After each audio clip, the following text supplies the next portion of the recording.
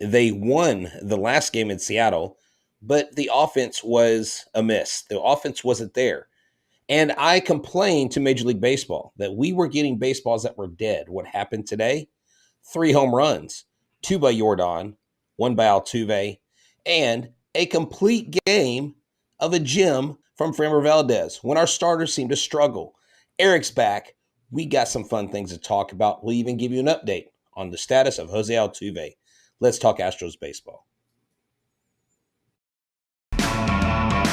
Hello and welcome to Locked On Astros, your daily Astros podcast. Here are your hosts, Eric the Man Heisman and Brett H-Town Wheelhouse Chansey.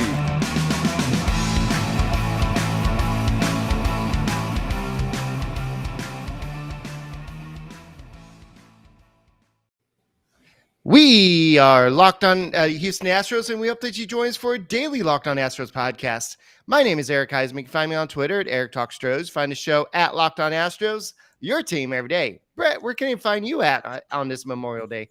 They can find me at H-Town Wheelhouse on Twitter and Instagram, and at Stros411 on Twitter, Instagram, and Facebook. Always positive, especially when Yordan's going long. Always Stros. All righty, and this was definitely a great game. And guys, thank you for making your first listen. Even on Memorial Day, whether you woke up early this morning to start grilling and you're like, you know what, I'm gonna go ahead and watch the Locked On Astros podcast. Go and get out your YouTube. Go and subscribe to us. Go and give us a like, and go and listen to us on Apple, Odyssey, Spotify, wherever you listen to your podcasts. Go and check out the Locked On Astros podcast. So I know that Brett talked about what happened to Kyle Tucker. We're going to discuss that today. We're going to talk about what Framber Valdez did today, what Yordan Alvarez did today. But the big thing that's going around right now is what's going on with Jose Altuve, what happened in today's game to kind of lead up to Dusty Baker pulling him, and what does that mean for the immediate future? And so a lot to discuss. So let's get started on today's show. 2 games in a row after losing 2 games in a row. The pitching looked like it was starting to flounder a little bit, but now it's doing pretty good, right? Yeah, Framber Valdez comes out today, and since debuting with the Astros in 2018, he's gone 28-19. He has 346 strikeouts in those 76 games in 54 starts. He has been a ground ball machine, Eric, over his career. He owns a career 66.4% ground ball percentage. That ranks the highest percentage in the majors since the start of 2018. So when Framber Valdez goes out and has a game like he had today, it's what we expect from Framber Valdez. Complete 9 innings, 1 run, 2 hits, 3 walks, 7 strikeouts. He induced 13 swings and misses, Eric. He had 114 pitches. That's quite a bit for today's standards. 12 ground ball outs, 2 flyouts, and of the 114 pitches he threw, 75 of them were strikes. So he threw 65.7% of his pitches were strikes today. He induced a lot more ground balls and flyouts, and he did his job. Because we saw when they went to Seattle, one of my 3 keys was the Astros jump on a lead early, give the starter some room to breathe, but the room to breathe was never given, and everything seemed to not go correctly in Seattle. You come to Oakland. Oakland just came off of a walk-off win against the Texas Rangers. And their ace, Paul Blackburn, was on the mound. He was undefeated going into today's game. He had not had a single loss on the season. So it was a pitcher's duel. He lasted 6 2/3 innings. But Framber Valdez, complete game, ground ball machine, getting that spin, throwing his sinker 34% of the time, his curveball 32% of the time, and his changeup 21% of the time. Phenomenal game for him.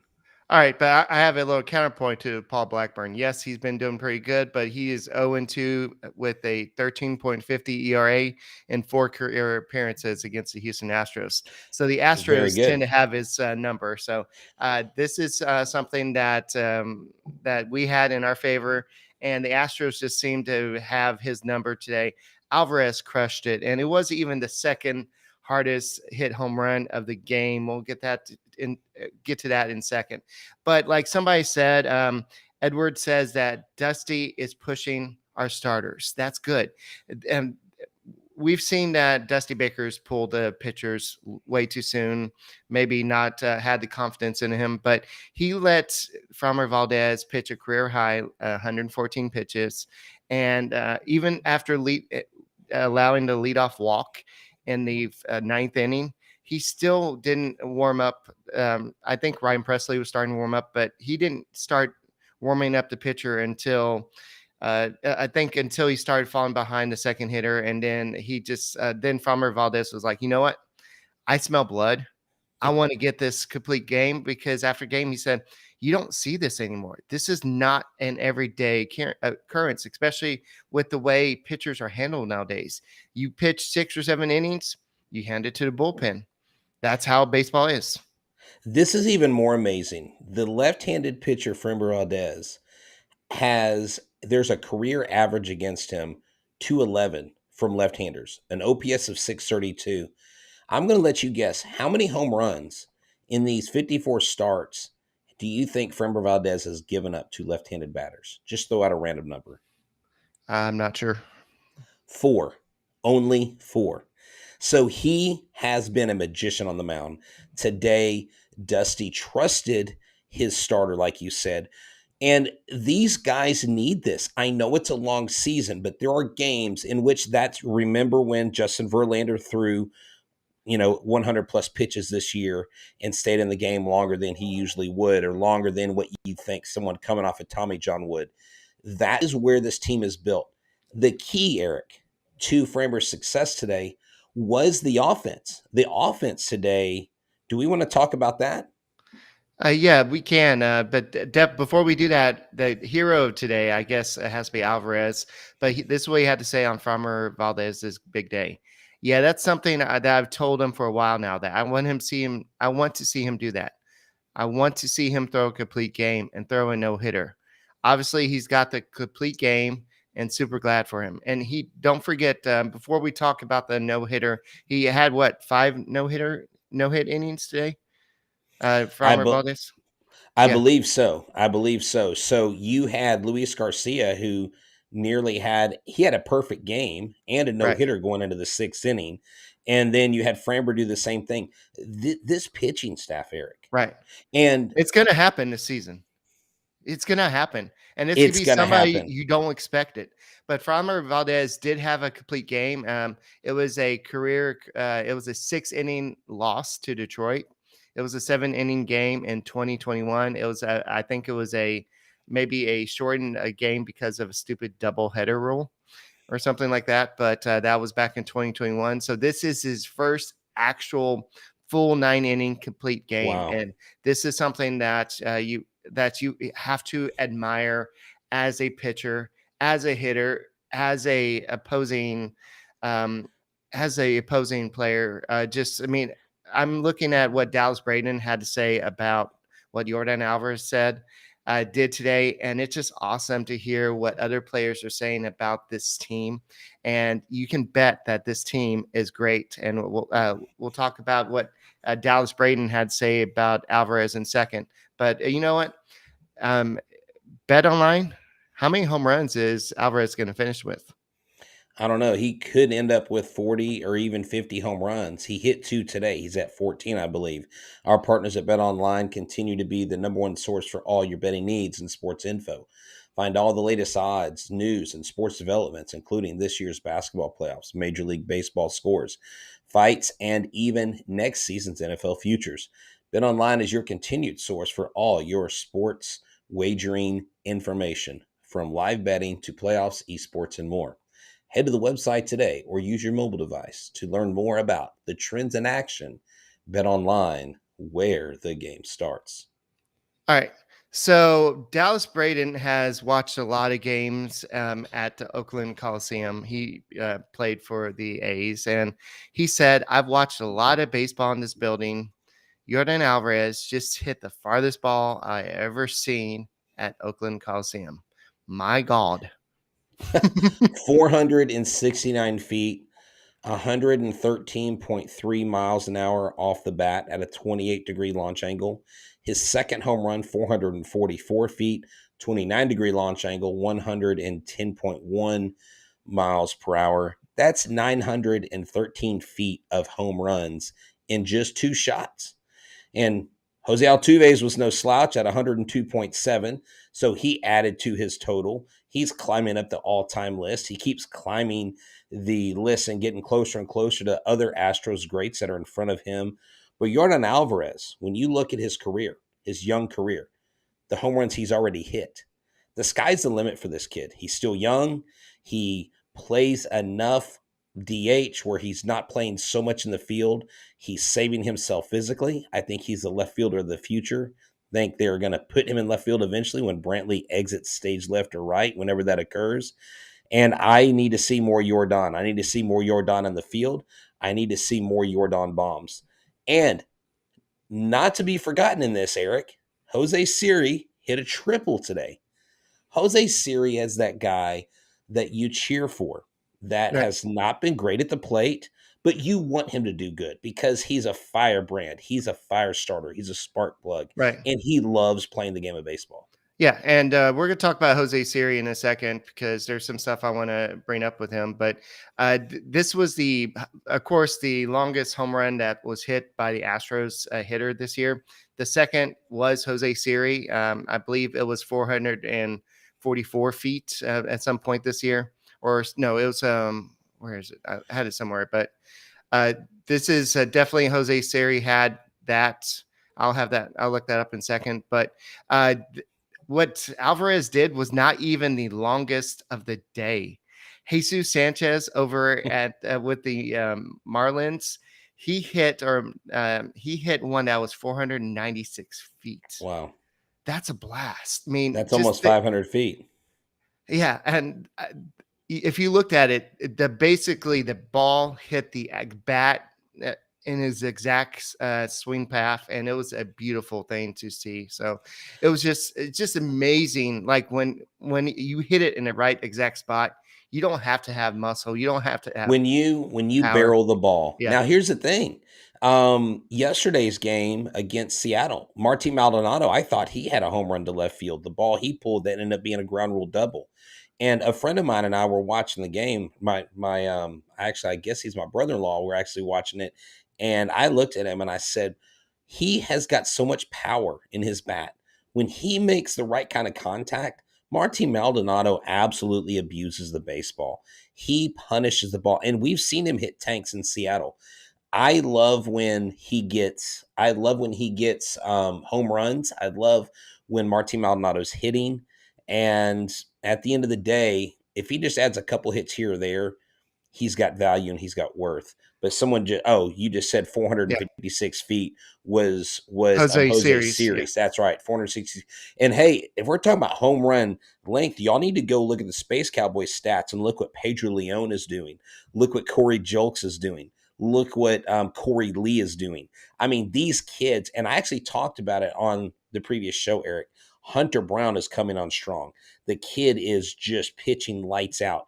And if Jose Urquidy continues to struggle, you wonder if someone like a Hunter Brown will come up in a spot start. You wonder if they'll hide someone on the IL and say something sore to give these guys some starts, some reps towards the end of the season.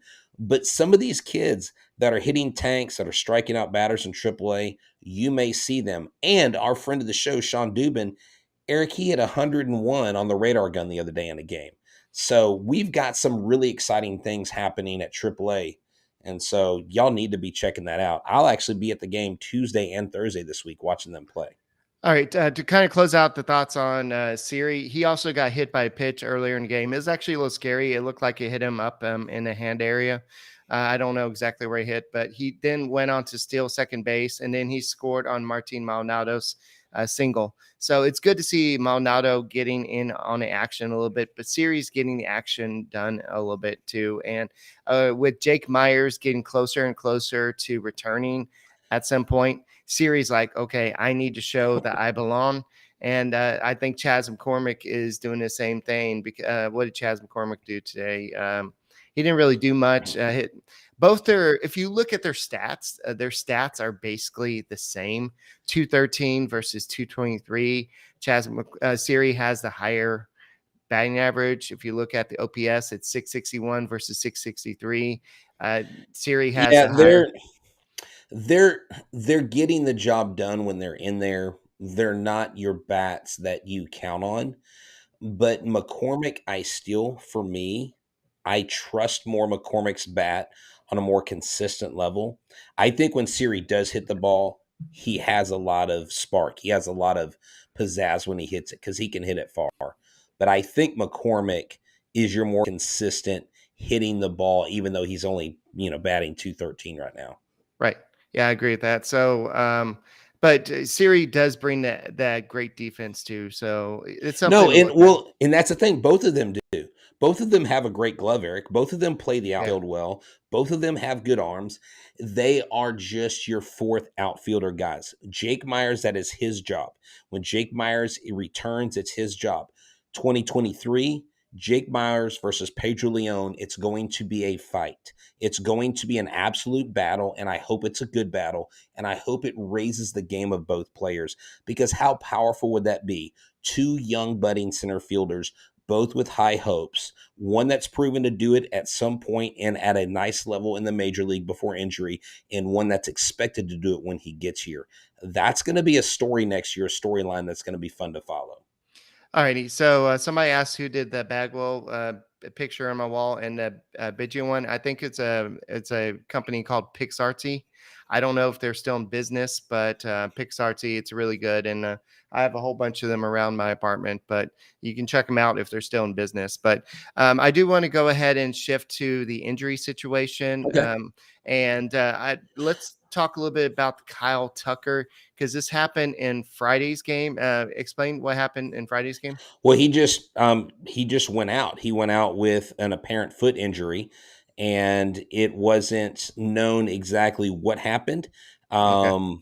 why Ma- he went out. Dusty Baker basically said that Kyle Tucker, right here, he Yeah, says, I have it right "Listen, here.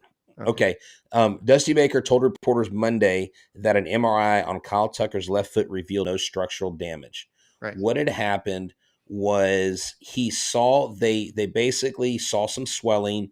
He was hurting, and Dusty goes, "You know the old song that goes, your neck bone's connected to your hip, and he says everything's connected. So when one thing's hurting, if you allow that player to continue to play on that, it's going to bring up another injury. So what we're trying to avoid is him injuring himself further with another part of his body hurting because he's Okay. overcompensating for the injured foot. So that's what Dusty Baker's basically saying. And I think it's purely precautionary right now. Yeah. So that's what they're saying. It's day to day, and they don't know when he'll play again. So he didn't play on. I don't know what day it is. That's the weird thing about being a teacher is we're gonna be off. But he didn't play on Sunday, and he did not play on Monday. So we don't know when he's going to be coming back. So unfortunately, we had that ugly situation in Monday's game, Memorial Day. By the way, happy Memorial Day to all those that have served and did not return. A good. I know. I don't want to give away anything, but go watch Top Gun, the new Top Gun movie. It was a good movie about that situation, and just for all those who've served and given their lives to save our country and protect our freedom.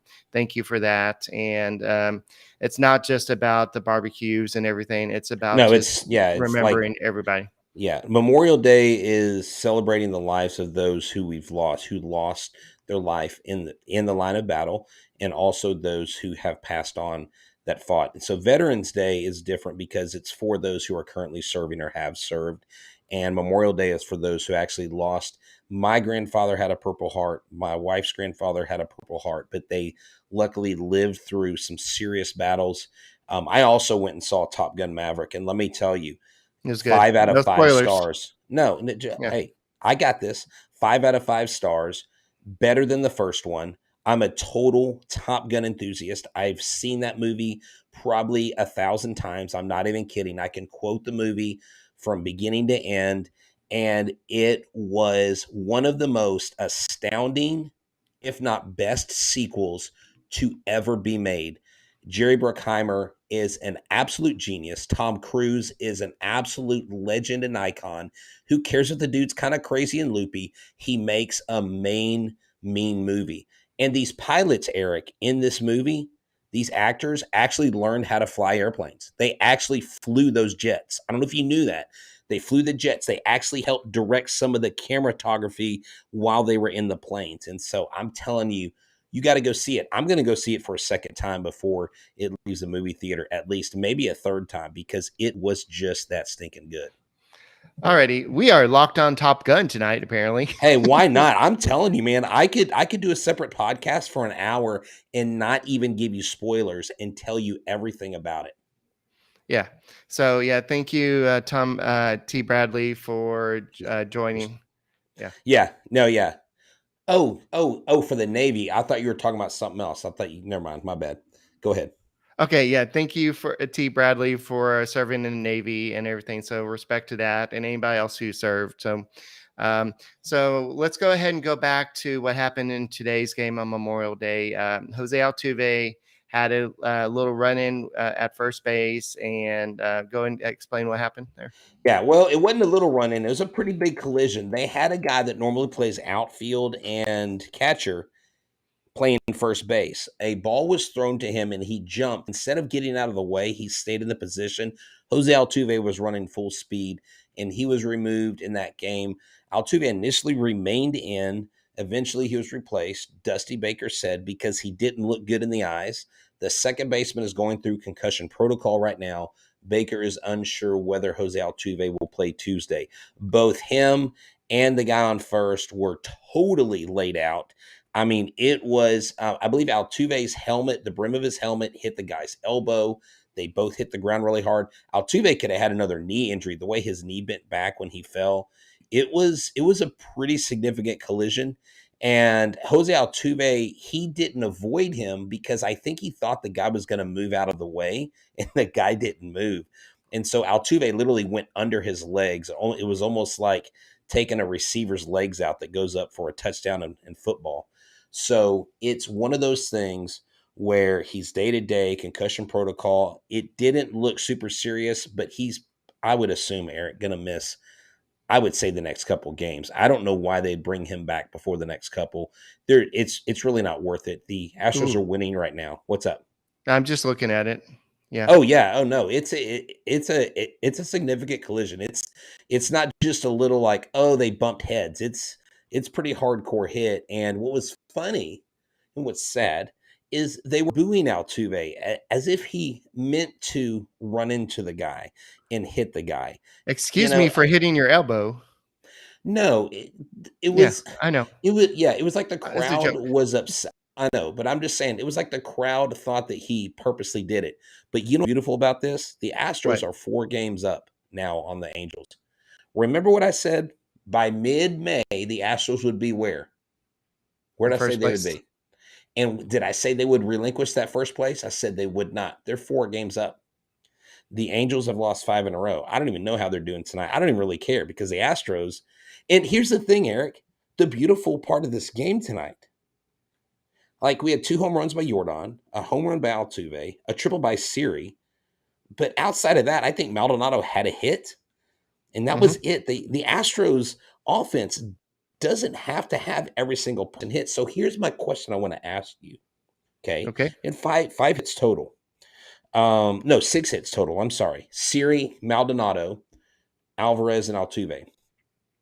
Does it concern you that this offense has 6 hits and a 5-1 win, and that everybody else had at least 1 strikeout or 2 strikeout? Oh, I'm sorry.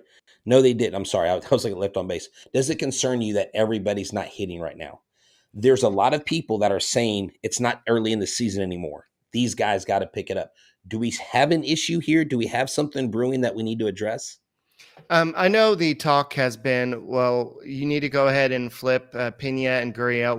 Once Tucker's back, you need to go and flip Gurriel and Pena. We've even kind of discussed it on the podcast before that you got to do something. You got to make that decision and do that. And I think Dusty Baker actually did that, kind of discussed that. and has said that he's not ready to make that switch yet. He said basically this is what he said. Gurriel has a long track record. You can have to think of what's going to do with Gurriel. What if it doesn't work? You want a kid comfortable at first. What Pena's played 40 games. You want him to stay comfortable. He's doing a great job. I've got to have those other guys step up and do what they're capable of. And so basically what he's saying is, yes, I could switch those guys, but what is that going to do to Yuli Gurriel's mentality? And then what if you move Pena up and it's a little bit too much for him? What if it's a rooster moment? If you watched Top Gun, you know what I mean. See, you said no spoilers, and you're sitting there dropping hints from the movie. Come on, man, you can't do that. No, don't don't do that to the people. Just let them go see the movie. Here's the thing, Pena, you made a good point. Yuli Gurriel, I think right now it's between the ears. It has nothing to do with his skill. He was batting champ. He is an amazing hitter. It's between the ears. It's psychological. I don't even think it is mechanical because his swing doesn't look like it's much the same. But one thing I did notice, he's getting under a lot of pitches. So Right. maybe it has something to do with his bat path, maybe his top hand or his bottom hand. I'm not a hitting coach. I don't know. There's other baseball savants out there that can actually break it down, for me. And so the next game we have coming up is Christian Javier versus Frankie Montas. Okay. Frankie Montas, I believe, is 4-2. Christian Javier is, what is he right now? Is he 3-3 on the season? I thought I had that pulled up. I'm just going to ignore some of the comments in there because I'm not seeing anything and I can't do anything about it. Christian Javier is 3-2 with a 2.43 ERA with 48 Ks. Frankie Montas is 2-4 with a 3.28 ERA with 66 strikeouts. So, Eric, when we look at these two pitchers and you look at the three hitters that have the most success against Christian Javier, it's Jed Lowry hitting 600, Tony Kemp hitting 571, and Elvis Andrews hitting 333. And so, they've had some success, but Christian Javier, I think a start like this from Framber is definitely encouraging and can carry, and a pitcher the next day can pick up on that momentum and feel what he feels and go in and pitch a solid game. I mean, I don't know how many fans were there today, but they've been averaging like 3,000 fans per game. I think the game before there were 8,000, which is like almost a sellout for them. But when you go up against Montas, Chas McCormick has the highest average at 600, and he's got several at bats against him. Yuli Gurriel 370, and Jason Castro at 333. So is there a chance that Jason Castro gets a start because he can hit well against Frankie Montas? Maybe we'll see what happens. I actually went to the YouTube and actually did that, but if you look at Jason Castro could get going, but the big guy that we need to get going is Alex Bregman. He really needs to start hitting more consistently. I thought I saw him hit one ball today that I thought was going to be a double, but it ended up being caught. And I just think that overall, he just needs to get going. We don't know if Altuve is going to be in the lineup, and so we'll see who's going to be playing second base. And so it'll be Dubon or Diaz. I mean, yeah. So you're going to be down be Tucker and Altuve. So you're already be down two big hitters. So that's going to be already tough facing one of their better pitchers. Yes, he is 2-4, but that just means you're playing for a bad team. But Chas McCormick, Yuli Gurriel, and Jason Castro have the most success against them. None of those guys are injured. So this is one of those games where Yuli Gurriel maybe can take advantage, go and look at the film. This team, Eric, we keep saying it, still hasn't really done everything that it can do. Bregman, right here, he says Bregman leads the team in hitting with runners. Actually, yes, he does. I talked about that last night. Eric, did you know that Alex Bregman is ranked 6th in the major leagues for average with runners in scoring position? That's huge. And so you've got guys on this team that can do it. They just got to go out and do it. And baseball is baseball. And yes, the Mariners did not allow the Astros to sweep like I predicted. But also, in my defense, the Astros didn't do their 3 keys to a series victory. to where they would get that sweep. So And what did I say? I said they got to continue the good pitching, and they didn't do that. So exactly. So I mean that's the thing. Here's the deal. You and I can talk about keys to the game. Everyone that we talk to that listens to our show, that chimes in, smart baseball people. At the end of the day, the players want it more than we do. The players are professionals and they get paid a lot of money to do it. And they're going to go out with pride every day. I don't ever question their effort or their heart. Sometimes the results just aren't there. yeah, and I'm not too worried about them. They're still one of the better teams in baseball, and they're still doing what they need to get done. Get them 4 runs. Most of the times they're gonna get a win. And so you just have to get enough offense to get those 4 runs. And so you got to get more from Yuli. You got to get more from Alex Bregman. You just got to get more all around. And it's just finding a way to get more runs from those guys is going to be a key to just getting more wins and just staying ahead of the Angels, who are off on Memorial Day, so you don't have to worry about that. So it's Right. So we just gained a half game on them. I mean, did you see the game on Sunday? It was a slugfest. It was the Angel Blue Jays, and they were like yeah, Otani had 2 home runs, right. Walsh had a home run, Stassi had a home run, Bichette had a home run. I mean, it was a slugfest. So you hope that if we get into one of those moments late in the season, that we're able to match the slugging, because we fell from second to fourth this last week with team home runs. We're still pretty low when it comes to batting average. We're pretty low in a lot of offensive categories. The name of the game is pitching. And someone said this, Eric. What if this is the '05 team? It's not. We have a much better lineup, a much stronger lineup than the '05 team. Remember, the '05 team was all pitching, no hitting. You had a Bagwell that was injured all year. Biggio, which wasn't hitting, worth his weight that year that much. You didn't have many hitters, right? You had all pitching. That's how they got to the World Series. They were the team that qualified for the World Series with the lowest batting average. Hmm. That's not this team. This team kind of looks like that average wise, but they have more talent top to bottom than that team did. I don't think they had the home run ability that this team does, but That's you what know I'm what? saying. That would be a good thing to compare. Like maybe on an off day, look at the rotation compared to. I mean, you can't look at the 2005 rotation compared to this one. I mean, Justin Verlander versus Roger Clemens or somebody like that. You could. Roosevelt, maybe. But yeah, let's do that. Like maybe on an off day when it's a slow news day or something. Let's compare this rotation versus 2005 Or because this just this is team to that team, yeah. because there are a lot of people saying, is this '05 all over again? No, it's not '05 all over again. It's Now, this offense is much more capable than what they're showing. They just got to get some more output from Bregman, Gurriel. They got to get a couple guys healthy, and they got to get something from Maldi. And Maldi's starting to show a little bit something. Just got to get a little bit more.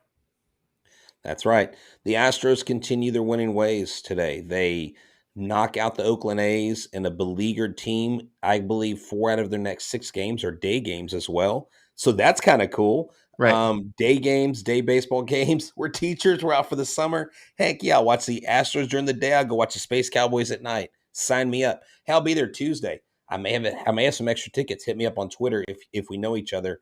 I'll go by myself. I'll bring 3 people that I know. If you're interested, hit me up. We'd love to have you hang out. All right, that's all we got for this edition of the Locked On Astros podcast. Make sure you check us out on YouTube. Go ahead and hit subscribe. Go check out the Locked On Now podcast. Go check out the Locked On MLB podcast, and go and make us your first listen every day. And we'll be back tomorrow after the game. And go Stros, and have a good night.